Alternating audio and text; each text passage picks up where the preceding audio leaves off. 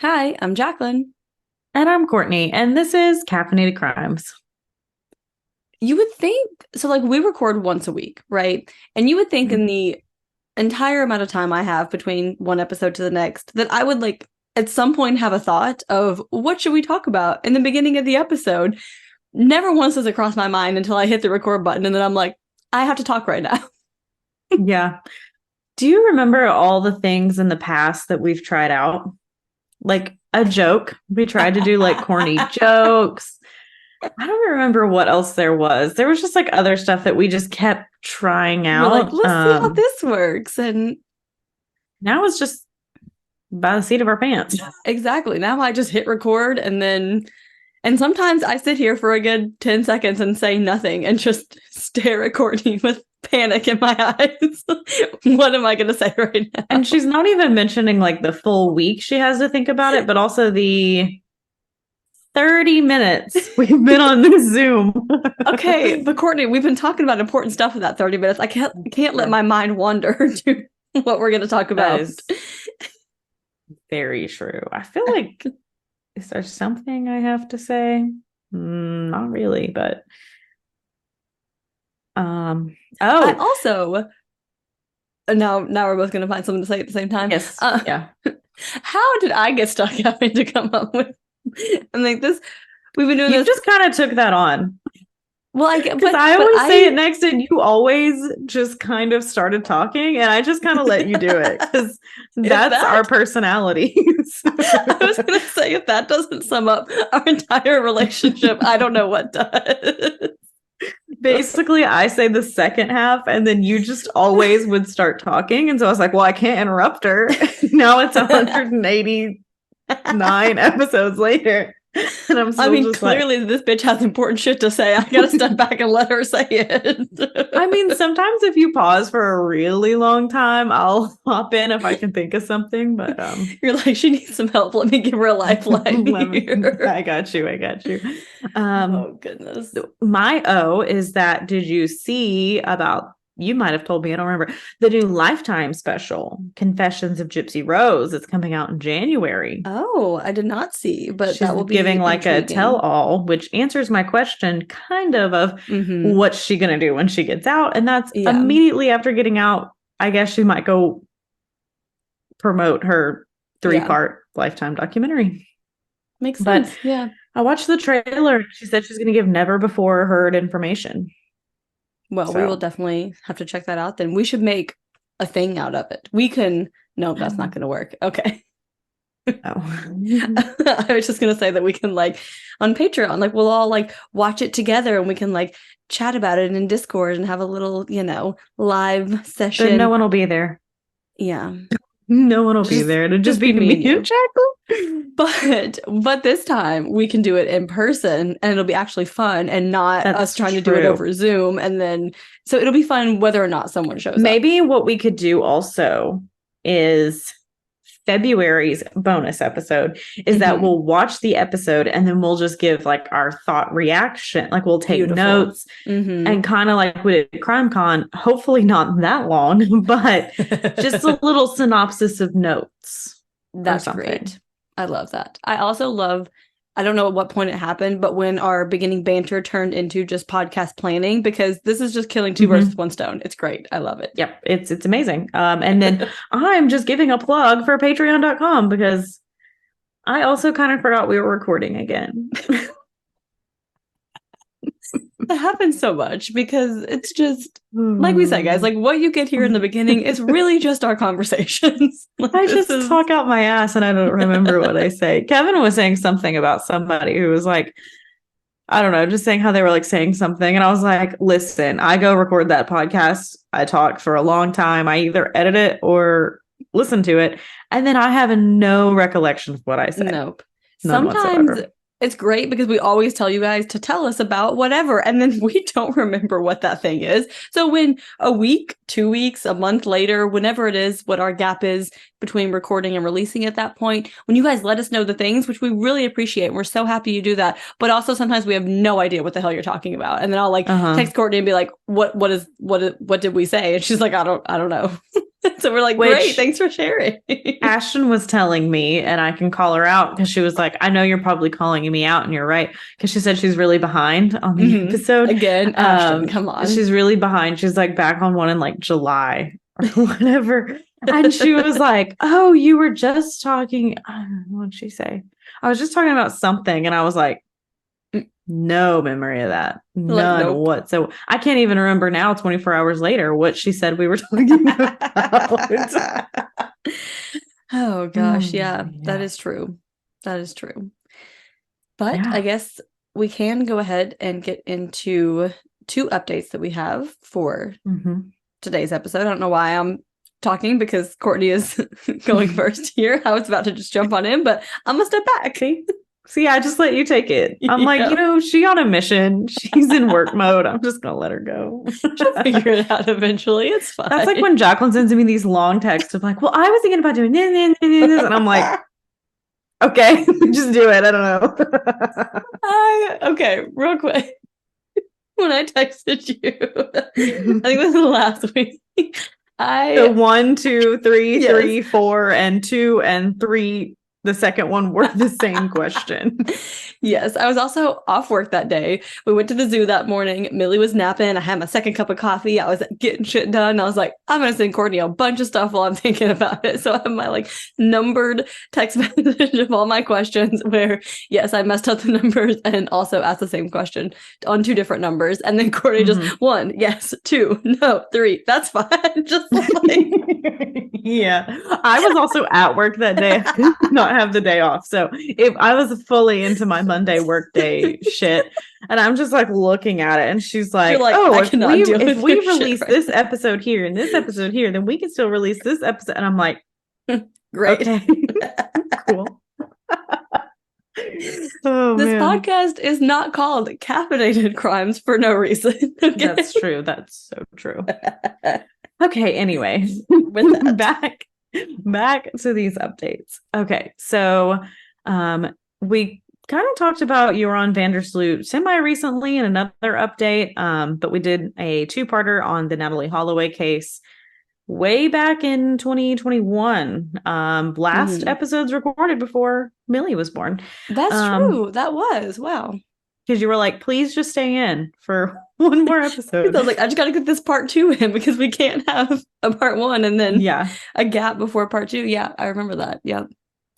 But he is expected to plead guilty to his involvement in the extortion plot connected to Natalie Holloway's disappearance. So we kind of talked about how I think we were talking about when he got extradited to the US. But basically he like tried to trick her family into sending him a bunch of money by saying he'd like give details, and he wasn't going to.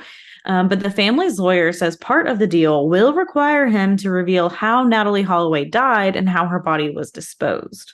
So if he takes this plea deal, he will have to say that information. So there is a chance we might know what happened to her if he ends up taking this plea deal and, actually telling people.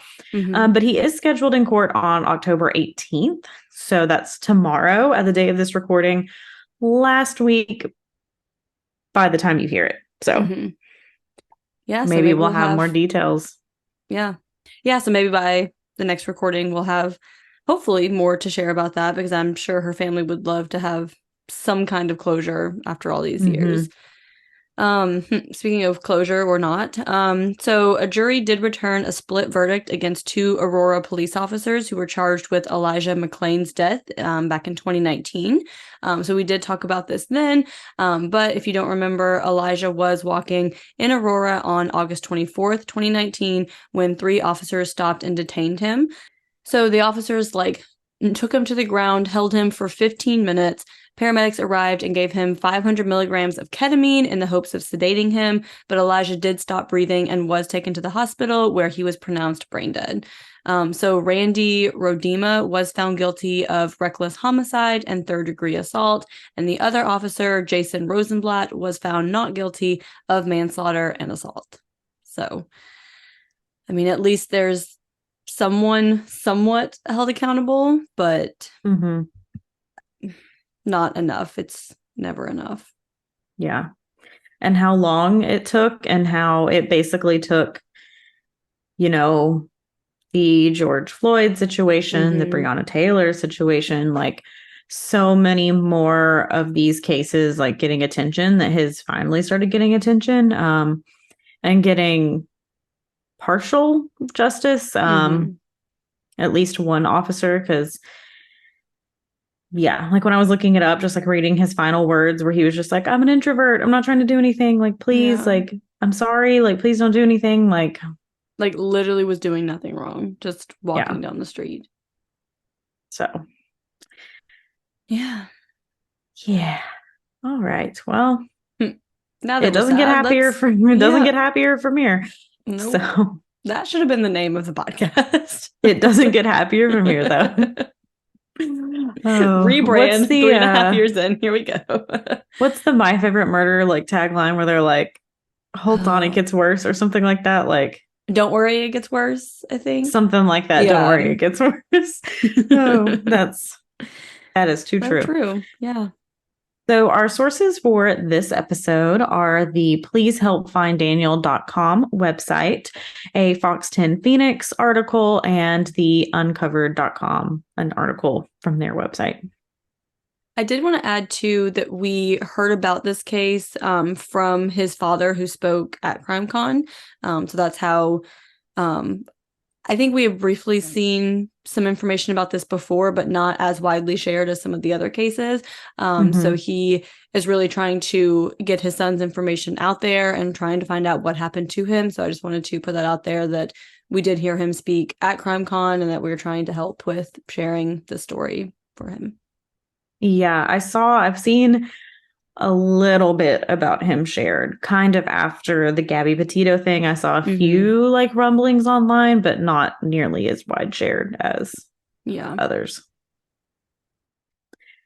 So 24-year-old Daniel Robinson was last seen on the morning of June 23rd, 2021, leaving a work site in Buckeye, Arizona. So Daniel was a friendly and free-spirited young man who loved nature and was very family-oriented. He was a geologist checking water viability in wells in the Arizona desert. Daniel was from South Carolina, and he graduated from the College of Charleston with honors and was working at his first job as a geologist in Arizona. So when Daniel was last seen by coworkers, he was driving his 2017 blue-gray Jeep Renegade and was believed to have been headed west into the desert terrain. Daniel had previously made plans to meet up with his family in July and didn't communicate anything to them about plans to go somewhere else. His family said he loved to travel and go on vacation, go on adventures spontaneously, but he'd always like tell them like where he was going and when. So like it might not be uncommon that it's like one day he's just traveling somewhere, but he's not doing it in secret. Yeah, like it's not like he's just like disappearing. It's like, oh, hey, I'm calling you. I'm on the way to so-and-so. And it's like, when did you decide to go there? Well, right now, but he's informing them of where he's going and what he's doing. Yeah. So Daniel talked to his family often, and his father got concerned when he didn't hear from him later in the day. So his sister lived in Phoenix, so David, who's his father, asked her to go to his apartment and check on him.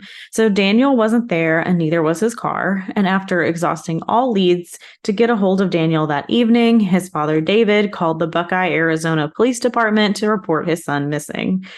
So they claimed, again, we know this is not true, required that someone be missing for 12 hours before taking a report. So David did call back 3 hours later to officially file the report.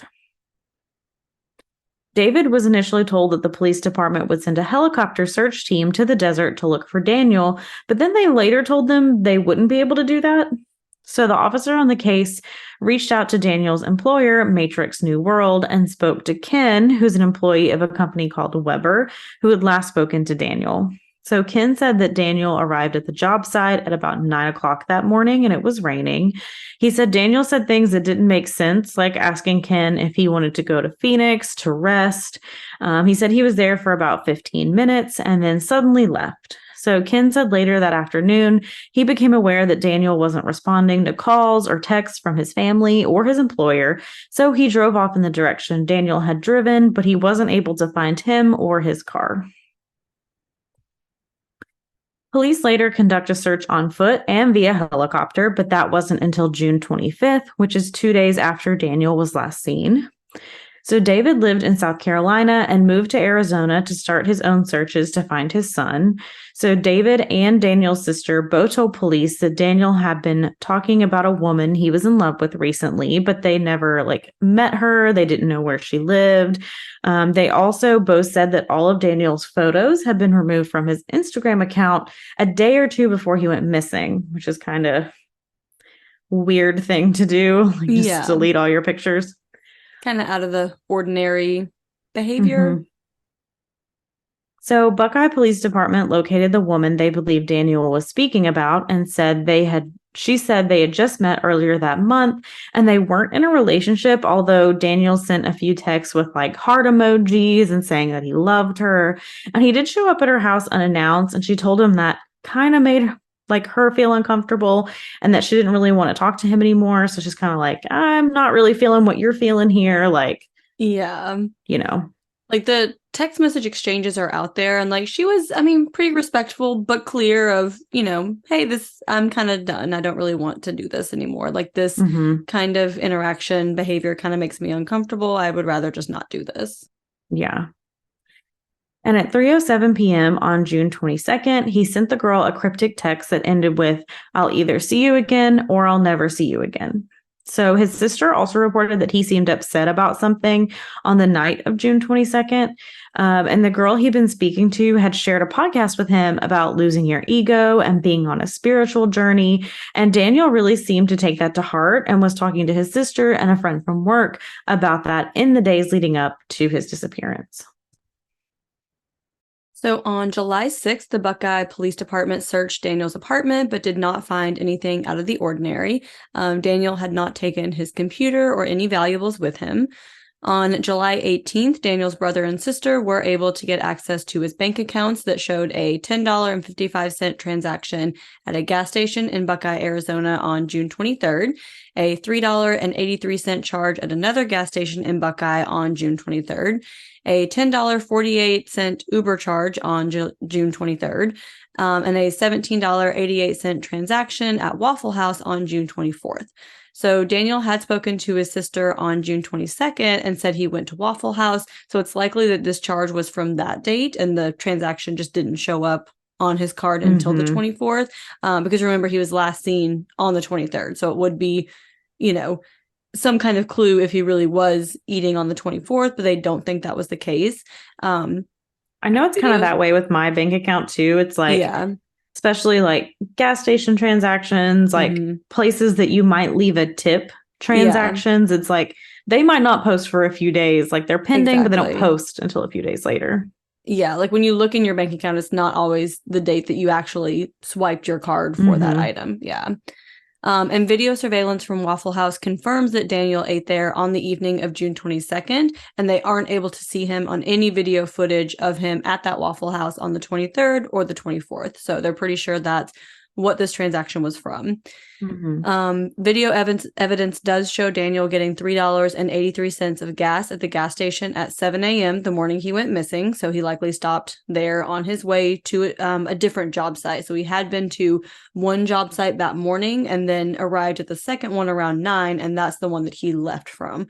So he, I guess he's going out to all these different places, checking the water viability, whatever that means. Honestly, I'm not really into geology. I don't know what that, but he's going to different job sites. So this first gas transaction was likely on the way to that job site.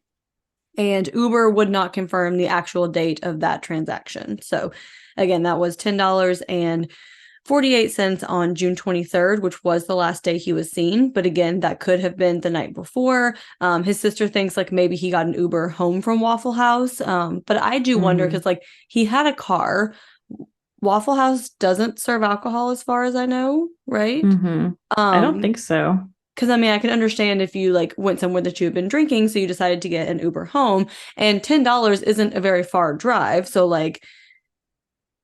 I don't know. Or maybe he walked to the Waffle House and then was tired and didn't want to walk home. And that's why it's such a small charge for the Uber. I don't know. That just seemed kind of interesting to me with him having a vehicle.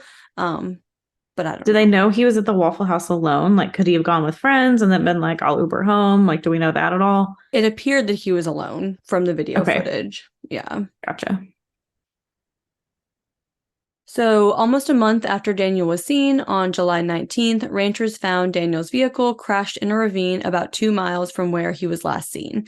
The vehicle was on its side, both airbags had been deployed, and the sunroof had been kicked out, leading them to believe that maybe Daniel had escaped through the sunroof after the car had crashed.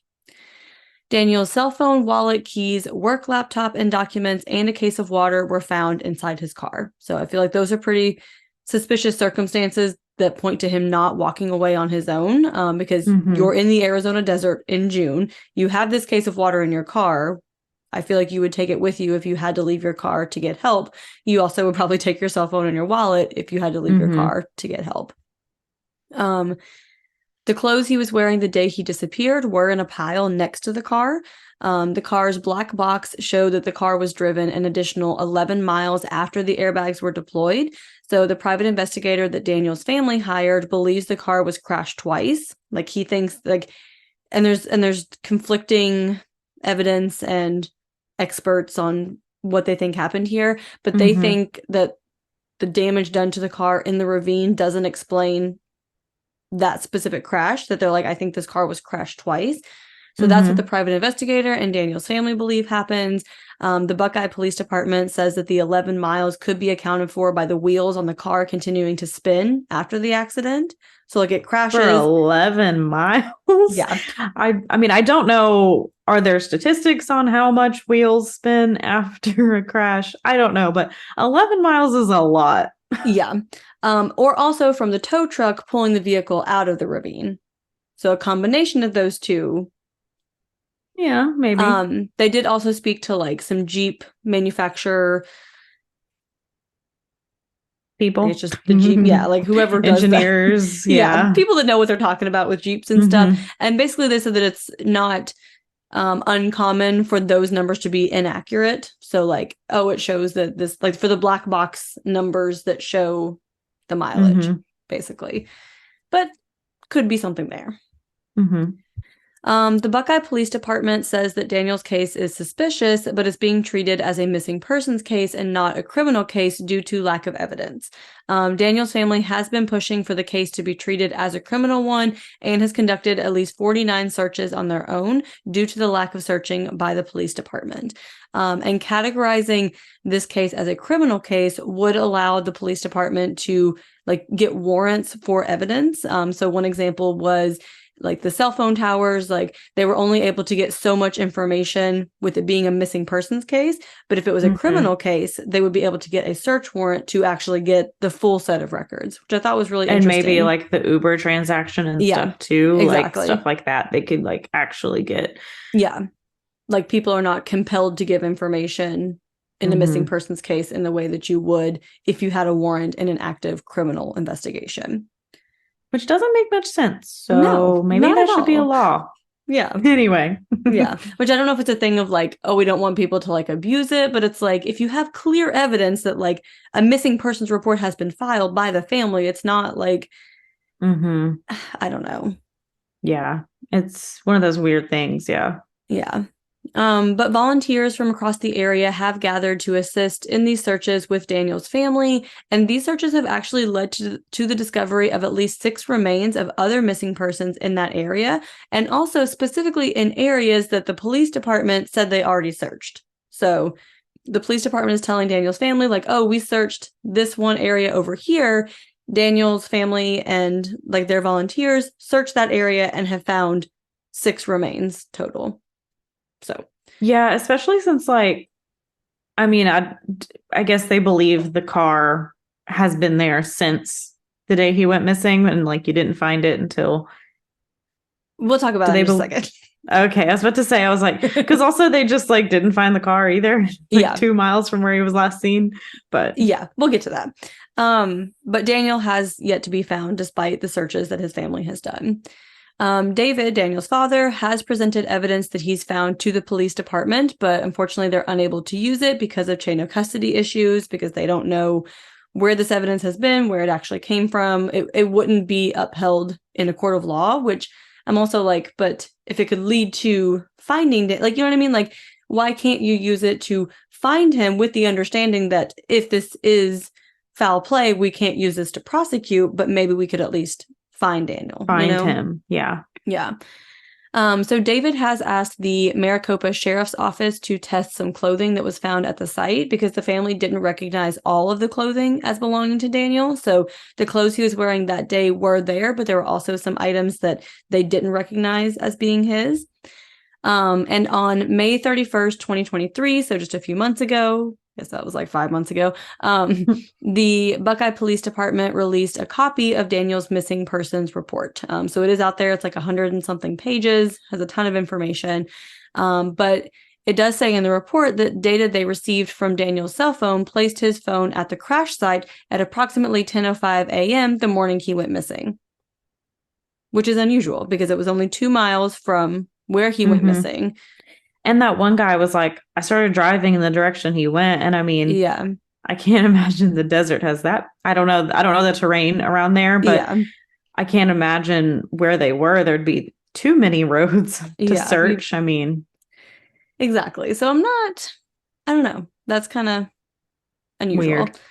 The Robinson family's private detective also believes the Jeep was crashed around 1 p.m. the day it went missing, according to data they found within the Jeep system. So we have some conflicting thoughts on what time the Jeep was crashed, what time the Jeep was there. I mean, the cell phone records being placed there, I mean, like, I guess his phone could have been there. I don't know. So how did they get that data? Because did you say they didn't get a warrant for like cell phone records, or they did end up doing that? So they were only able to get limited information. So they could only, and I can't remember, I'm sorry, I can't remember exactly what they were able to get and what they weren't, but the information they were able to get, they could have more if they were able to get a warrant. Gotcha. Yeah. So like maybe like exact pinpoints or something like that.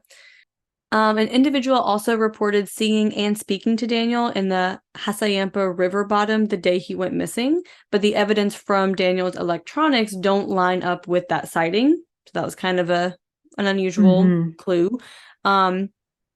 There were also several reports of people seeing Daniel after his disappearance. And one woman said he even mentioned like being on a spiritual journey, which again was very specific to what Daniel had been saying before he left. Like she described him pretty accurately, said he was just kind of out wandering around, mentioned being on a spiritual journey. Daniel is missing his right hand. And the couple of individuals who reported seeing Daniel did mention that in their description. So again, that is a very, pretty distinctive feature. So Daniel Robinson is a Black male, approximately 5'8" and 165 pounds. He would be 26 years old today. Again, he is missing his right arm and part of his right forearm. If you have any information about the disappearance of Daniel Robinson or his current whereabouts, please contact either the Buckeye Police Department at 623-349-6411 or reach out to Daniel's family through their website, pleasehelpfinddaniel.com. The family has expressed some frustrations with the Buckeye Police Department, so I did want to kind of put that disclaimer in there as far as who to reach out to. So that's why both information is on there, but the Buckeye Police Department is the lead agency investigating Daniel's disappearance. So I think it is important to include both, but did want to say that his family does wish to be contacted with any information that could lead to Daniel's discovery. Like if you know anything, like contact both of them, not just one of them. Yes, definitely. But, hearing that there could be reports of him, I mean, that is kind of hopeful that maybe he just went on this spiritual journey and just left. And I'm sure his family just wants to know either way, like, where is he? Where is he? Because that's the thing, his family very much doesn't believe that he would just wander away without telling them, especially like if he was going to do something like this, they're like, well, he would at least tell us before he went, Yeah. Or maybe he didn't intend on this being a long-term thing. Maybe he just went on some short and something happened to him then, I don't know.